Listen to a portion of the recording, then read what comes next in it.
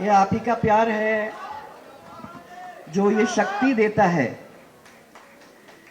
कि हम लोग मिलकर आपको, आपके परिवार को, हमारे परिवार को, ये सब जो बैठे हैं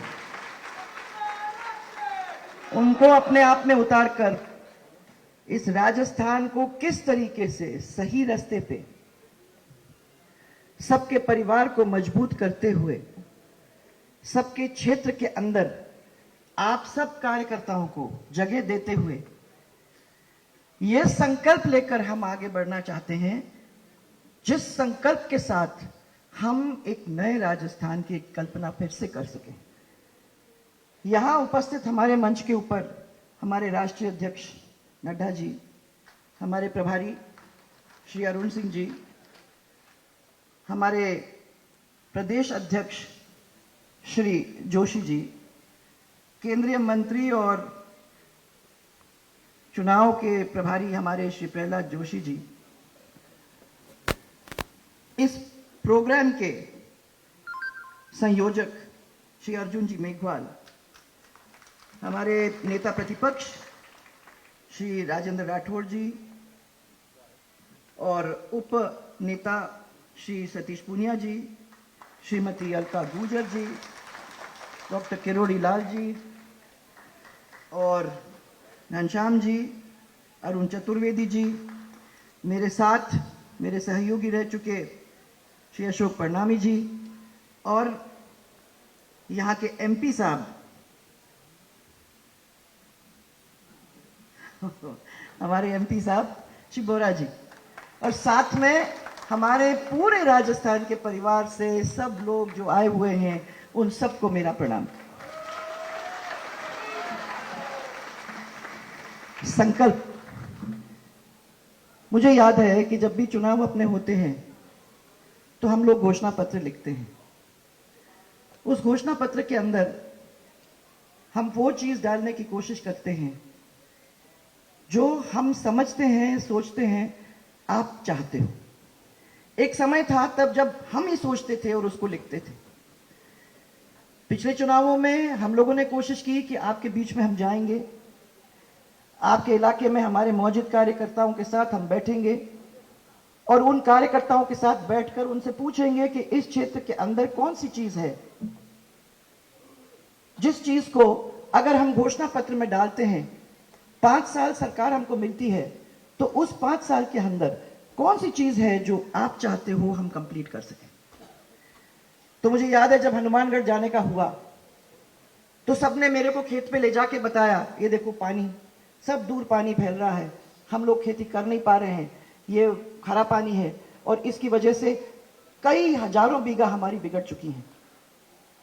सेम कहते हैं इसको, और इस सेम से हमारे को छुटकारा चाहिए, इसकी मदद आप करवाएं।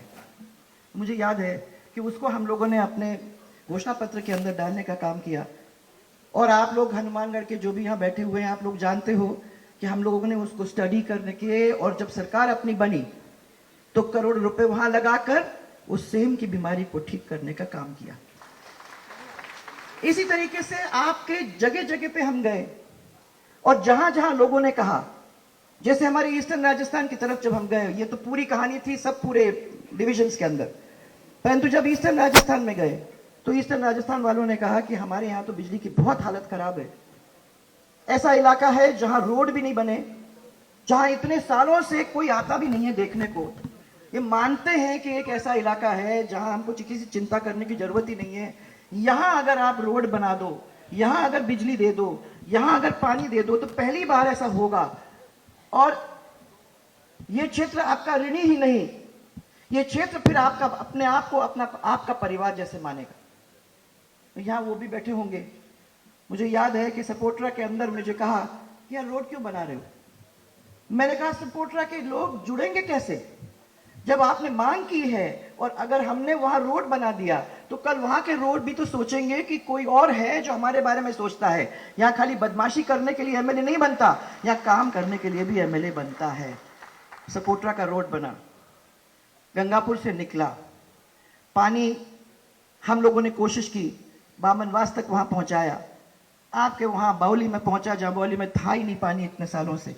कि बहुत सारे इलाकों के अंदर पानी जब पहुंचा तो लोगों ने कहा कि वाकई में भारतीय जनता पार्टी ने जो उसके अंदर लिखा था वो करके हमको दिया। वादे बहुत आसान होते हैं भाइयों करने में। और जब कांग्रेस वालों से जब हम मिला करते थे, कई सालों की बात है, तो मेरे को ये कहते थे कि आप लोग क्यों इस चीज में फंसते हो, सच बोलने की जरूरत थोड़ी है। राजनीति तो ऐसी है जिसमें दो चार झूठ बोल देने चाहिए, और दो चार झूठ बोलने के बाद जब सरकार अपनी आ जाती है उसके बाद देखा जाएगा क्या होता है। हमने तो हमेशा उनको कहा कि जो हम कहते हैं उसको हम करके दिखाएंगे, हमारी आदत नहीं है ये काम करने। और आप लोग सब अच्छी तरह से जानते हो कि जब हमने आपको उस समय कहा कि हम बिजली लाके आपको देंगे, तो पहली दफा राजस्थान के अंदर बिजली का डिवीजन हुआ और घरेलू बिजली 22 घंटे तक लोगों को अपने घर के अंदर मिला। वो क्यों मिला? वो इसलिए मिला क्योंकि हमने अपनी माताएं बहनों की आवाज को सुना था।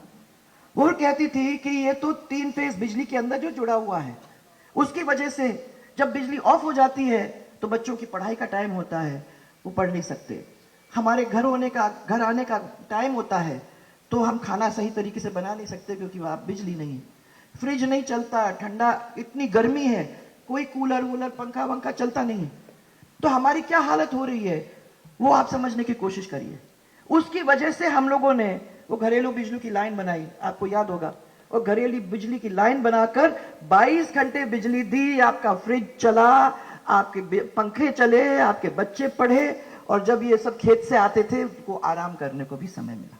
ये 22 घंटे का काम हम लोगों ने करके दिया वादा करने के बाद। इसी तरीके से हमने कहा था कि आप लोगों को 6 घंटे बिजली हम 3 फेज की देंगे, हमने दी।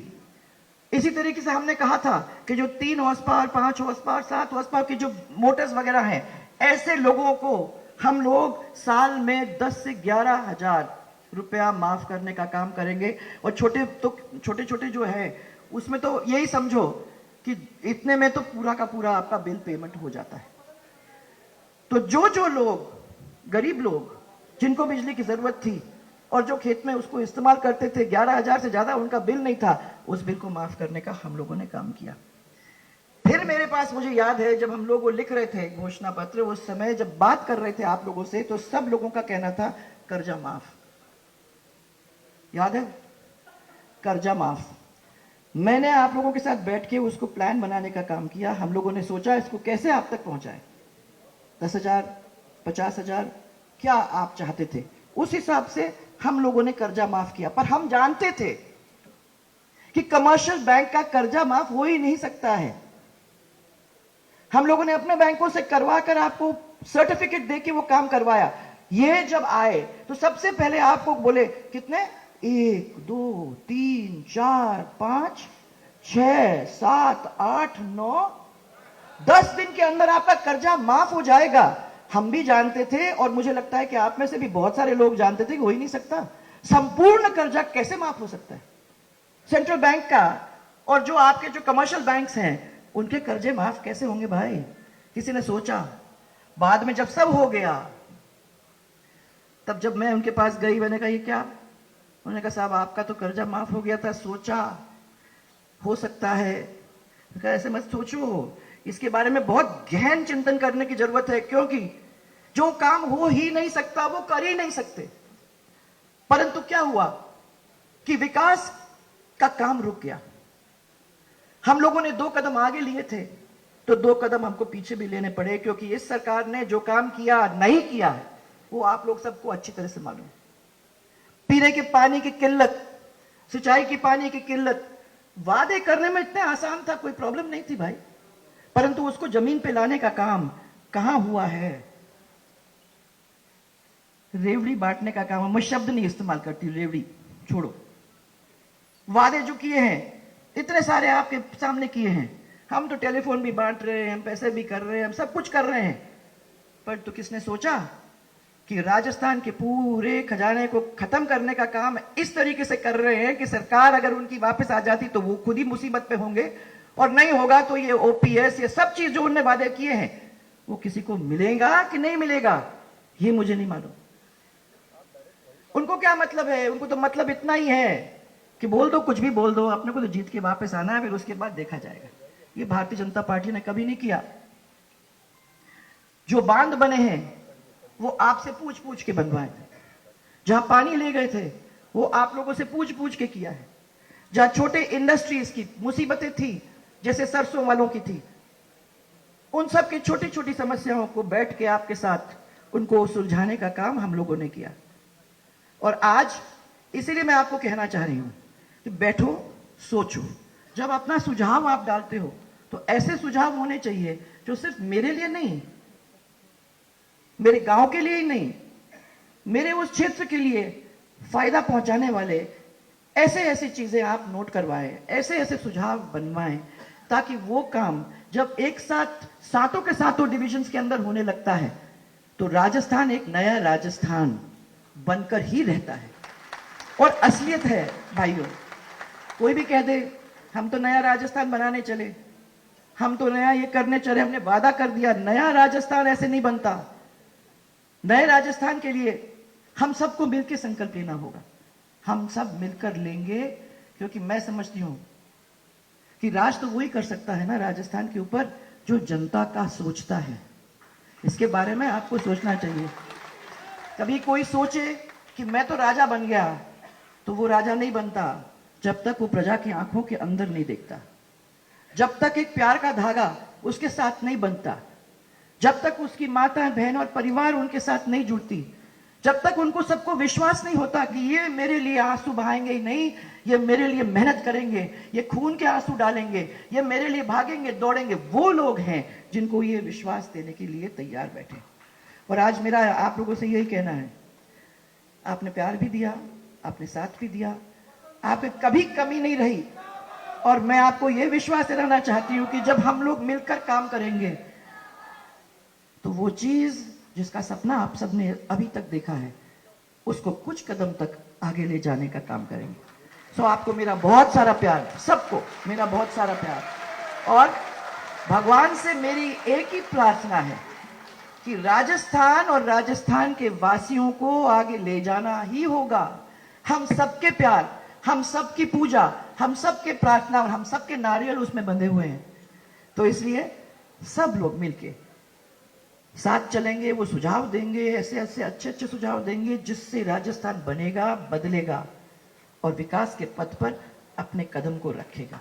इतना ही कहने के लिए मैं आप लोगों के बीच में आई हूं। मुझे विश्वास है कि यहाँ हमारे इस पार्टी के वो मौजूद नेता सब यहाँ बैठे हुए हैं और आप सबके मन में एक टीस है, आप लोग सबने इसके बारे में कुछ सोचा है। और जब आप लोग सब मिलकर वो काम करेंगे तो ये नगर राजस्थान तो बनकर ही रहेगा। मेरा बहुत सारा आपको प्यार और एक नारा राजस्थान के नाम पे, जय जय राजस्थान, जय जय राजस्थान। वो नया राजस्थान बनेगा और हमारे परिवार को आगे ले जाने का काम होगा। इसी के साथ मैं विश्वास करती हूं कि हमारे यहां बैठे हुए हैं अंबेडकर जी, तो ये आप आगे चल के जो ये लोगे और जो ये घोषणा पत्र बनाओगे उसके अंदर इन सब के विश्वास, इन सब का एक किस्म से सुझाव, क्या आपका विश्वास और आपका प्यार उसके अंदर बना हुआ होगा। और हम सब उनको विश्वास ये दिलाना चाहते हैं कि हमारा घोषणा पत्र जो होगा वो उनके काम के लिए समर्पित रहेगा।